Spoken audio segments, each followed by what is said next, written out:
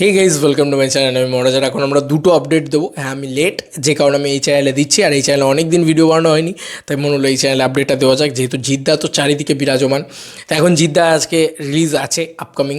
দেখা যাক যে নেটফ্লিক্সের কী আসছে আজকে। টিজারই সম্ভবত ড্রপ করা হবে আজকে।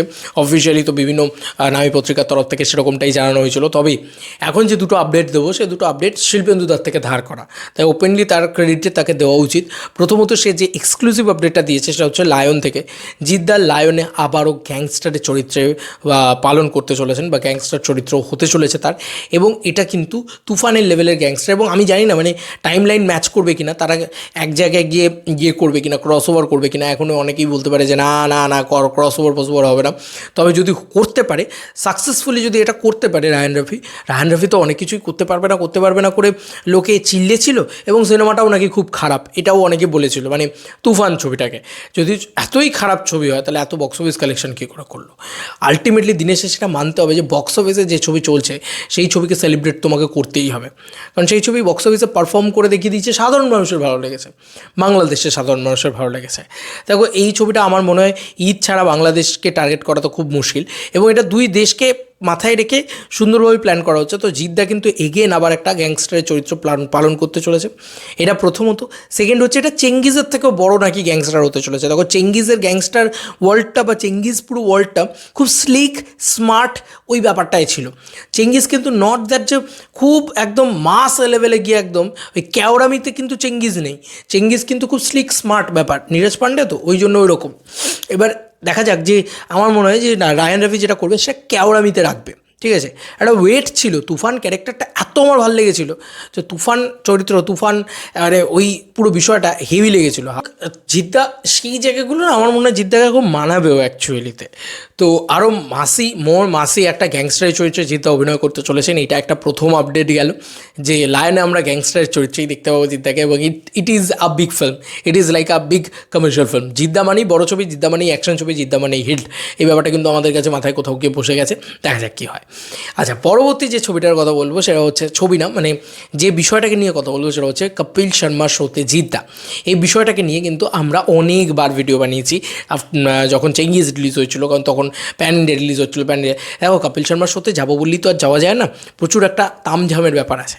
তবে এবার সম্ভবত আমরা কপিল শর্মার শোতে জিদ্দাকে দেখতে পাবো, কারণ এটা একটা গর্বের বিষয়, কারণ তিনি বাংলা ছবি না, তিনি নেটফ্লিক্সের সাথে অ্যাসোসিয়েটেড হয়ে রয়েছেন। কপিল শর্মার শো সম্ভবত কপিল শর্মা কোনো একটা ছবিও করতে পারেন, কোনো সিরিজও করতে পারেন নেটফ্লিক্সের আন্ডারে। এমনটা নয় যে তিনি কোনো এরকম কিছু করবেন না। আজকে নেটফ্লিক্সের স্লেট লঞ্চ হবে, তো সেখান থেকে জানা যাবে পুরো বিষয়টা। তবে কপিল শর্মার যে ফটোটা সেটা দিয়ে অনেকেই ভাবছেন যে কপিল শর্মা শো হতে পারে, তো এটা দিয়েই আমরা ওইভাবেই করবো আর কি, ওইভাবেই মেলাবো আর কি অঙ্কটাকে আপাতত। তো আমাদের তো মন থেকে মেলাতে হবে রে বাবা, মেলানোর জন্য আমরা এই কথাটা বলবোই, তাতে যে যা মনে করে করুককে যাক, আমার কিছু যায় আসে না। আমি এইটাই বলবো যে কপিল শর্মার শোতে সেখানে কিন্তু খুব খুব ইম্পর্ট্যান্ট একটা জায়গা থাকবে খাকি 2 এর জন্য, থাকতেই পারে। খাকি দ্য বেঙ্গল চ্যাপ্টার জন্য কেন থাকবে না, কারণ দুটোই নেটফ্লিক্সের প্রজেক্ট, এবং কপিল শর্মার শো এখন পুরোপুরি নেটফ্লিক্স টেক ওভার করেছে। তাই নেটফ্লিক্সের যত প্রজেক্ট আছে সেগুলো কপিল শর্মার শোতে গিয়ে প্রমোট হয়, এটাও আমরা দেখেছি। তো দেখা যাক কী হয়, কপিল শর্মার শোতে গিয়ে জিদ্দা প্রমোট করেন কিনা। তবে আমার মনে হয় যে তখন সেই আশাটা যখন পূরণ হয়নি, এবার হয়তো হলেও হতে পারে, জিদ্দা হয়তো প্রমোট করতে পারেন। বুম্বাদা যাবেন কিনা বলা যাচ্ছে না, কারণ বুম্বাদা সিরিয়াসলি এটা খুব সত্যি কথা যে বুম্বাদা এই সিরিজের কিন্তু মেন লিড নয়। বুম্বাদা হয়তো আছেন, কিন্তু জিদ্দাই মেন লিড। এটা কিন্তু মানে এটা নিয়ে কারোর হাউচাউ করার কিছু নেই। হ্যাঁ, তুমি বুম্বাদাকে ছোটো করছো, জিদ্দাকে বড় করছো, এইগুলো বলার কিছু নেই, ঠিক আছে। মানে এই যারা এই ধরনের মন্তব্য করছেন তারা খুবই বোকা মন্তব্য করছেন, কারণ বুম্বাদার যা এজ এবং যা কাজকর্ম, উনি যেভাবে মানে ক্যারেক্টারটাকে চুজ করেছেন, তাতে ছোট করা বড় করার কী আছে রে ভাই। এখানে জিদ্দা মেন লিড, হিরো সে। বুম্বাদা তো এখানে সম্ভবত ভিলেন, এবং তার স্ক্রিন অন টাইমও কমই থাকবে সম্ভবত, পলিটিক্যাল লিডার। তো তিনি যাবেন কি যাবেন না জানি না, তবে জিদ্দা গেলেও যেতে পারেন কপিল শর্মার শোতে, এবং এটা একটা প্রাউড মোমেন্ট। হ্যাঁ, চেঙ্গিজের জন্য হলে আরও বেশি প্রাউড মোমেন্ট হতো, প্রথম কোনো বাংলা ছবি কপিল শর্মার শোতে গিয়ে প্রমোট হতো।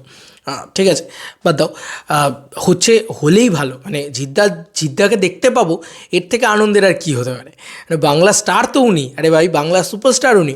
সেই মানুষটা যখন বিভিন্ন জায়গায় গিয়ে বাংলার নামোজ্জ্বল করবেন, উনি যখন যাবেন নিশ্চয়ই বাংলা নিয়ে কথা হবে, তো বাংলার নামোজ্জ্বলই তো করছেন উনি, তাইতে আনন্দের ব্যাপার। এবং আবার শেষে এই ভিডিও শেষে একটাই কথা বলবো যে বাংলা জিদ্দাকে সম্মান দেয়নি, বলিউড করে যিশু সেনগুপ্তর মতন একটা বড় নাম নিয়ে আসুক জিদ্দা, আমি শিওর যে জিদ্দাকে বাংলা আরও মাথায় করে রাখবে। এতদিন তো দেয়নি সম্মান, এবার আশা করি দেবে। কারণ ওই যে বললাম, মানে আমরা নিজের ঘরের মানুষকে তো সেই লেভেলে সম্মান করি না যতক্ষণ না সে বিদেশ থেকে কিছু একটা পড়ে টরে আসছে আর কি। সে বিদেশ থেকে ফেল করে এলেও আমরা বলি ও বিদেশ ফেরত, বিলেত ফেরত, এটা আমাদের ভিতরে রয়েছে এখনও। তো যাই হোক, এটাই আর কি ব্যাপার। জিদ্দা আমাদের অ্যাকচুয়ালিতে মানে জিদ্দা যতটা ডিজার্ভ করেন তো তার থেকে অনেক বেশি আন্ডার রেটেড, আমার এটা পার্সোনালি মনে হয়। তোমাদের আর কি মতামত এটা ভিডিওটাকে নিয়ে জানিও কমেন্ট সেকশনে। চলো বন্ধুরা, নতুন কোনো ভিডিওতে দেখা হবে, বাই।